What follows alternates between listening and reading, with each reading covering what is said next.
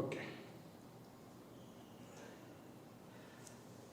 வாங்க வாங்க எல்லாம் என்ன ஓ சர்ஜரி பண்ணணும்னு வந்தீங்களா இல்லை டவுட் கேட்கணும்னு வந்தீங்களா? சரி சரி. அதாவது சைனஸ் ஒரு சின்ன விஷயம்.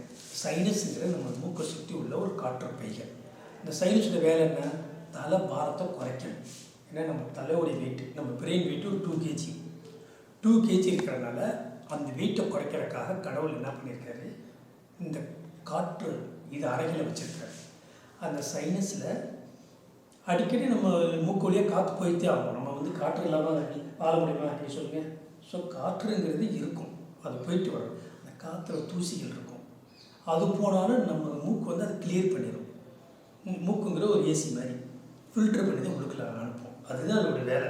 ஏன்னா தூசி இல்லாத பொல்யூஷன் இல்லாமல் நம்ம வாழவே முடியாது. கரெக்டுங்களா? ஸோ இப்போ மூக்கு வழியாக போகிற காற்று டஸ்ட்டோடு போனால் அது நம்ம கிளியர் பண்ணிடும்.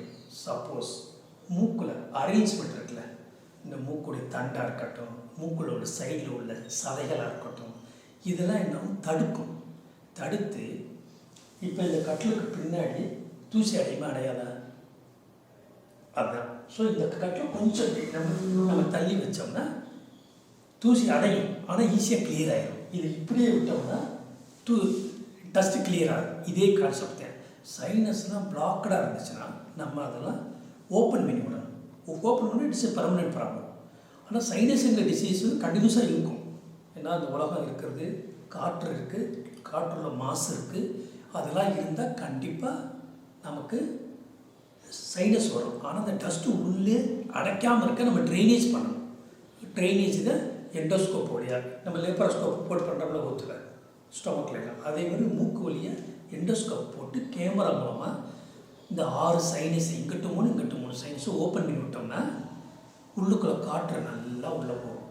கரெக்டுங்களா? அப்புறம் சைனஸில் ஏதாவது சளி சேர்ந்துச்சுன்னா அந்த சளி நல்லா ட்ரைனேஜ் ஆகும். ஸோ வெண்டிலேஷன் அண்ட் ட்ரைனேஜ் அந்த ரெண்டையும் அடைக்காமல் இருக்கிறதே அந்த சர்ஜரி. சிம்பிளாக எண்டோஸ்கோபிக் சைனஸ் சர்ஜரி.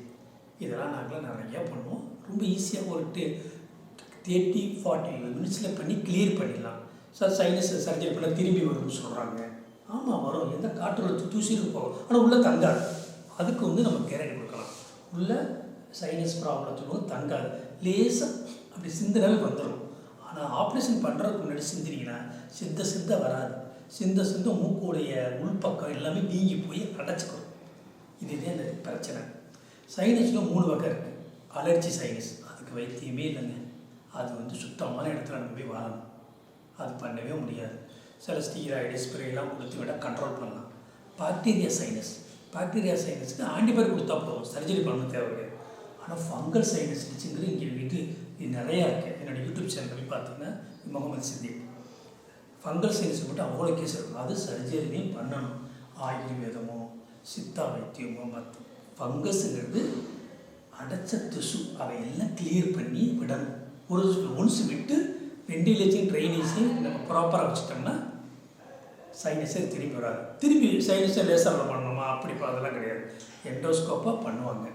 திருப்பி பண்ண தேவையில்லை. அலர்ஜி சைனஸுக்கு நீங்கள் பண்ணிங்கன்னா திருப்பி பண்ணுறாப்ப தவிர. ஏன்னா அலர்ஜிங்கிறது நம்மளை சுற்றி உள்ள காற்று என்வாயர்மெண்ட்னால வராது. டிசீஸ் நம்ம எண்டோஸ்கோப் டெக்னிக்னால கிடையாது.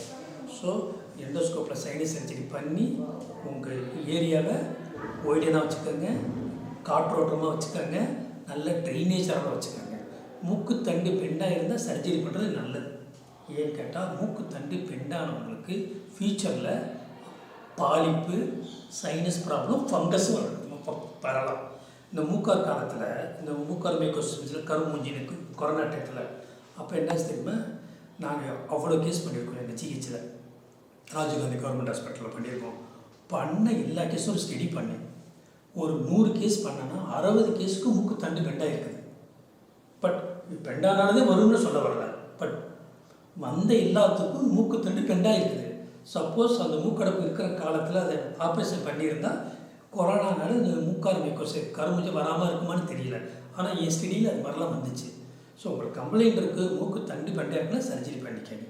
சிம்பிள் மெத்தட் தான். ஒரு நாள் இருக்கணும் பெட்டில், அடுத்த நாள் போயிடலாம். 3 நாள் கழித்து நீங்கள் ஆஃபீஸ்க்கு ஸ்கூலுக்கு போகலாம். தேங்க்யூ. புரிஞ்சுங்களா? தேங்க்யூ.